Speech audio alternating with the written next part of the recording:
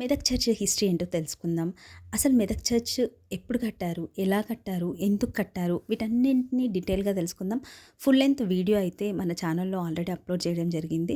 ఎవరైతే first time మన ఛానల్‌ని చూస్తున్నారో వాళ్ళు సబ్స్క్రైబ్ చేసుకోవడం మాత్రం మర్చిపోకండి. ఇది 1900 సంవత్సరంలో రెవరెండ్ చార్ల్ వాకర్ పోస్నెట్ గారు దీన్ని స్టార్ట్ చేశారు. ఎందుకు స్టార్ట్ చేశారన్నది డీటెయిల్‌గా మన ఛానల్‌లో చెప్పాము. అండ్ ఇది 1900 సంవత్సరంలో స్టార్ట్ అయ్యి 1924 సంవత్సరంలో అయిపోయింది కట్టడము.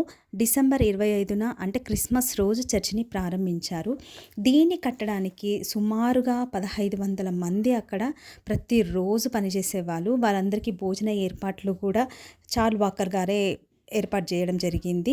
దీన్ని ఎందుకు చేశారు అండ్ మనకు మెదక్ చర్చ్ అనగానే అక్కడున్న అద్దాలు, ఆ విండోసు, ఆ రంగుల కిటికీలు అవే గుర్తుకొస్తాయి.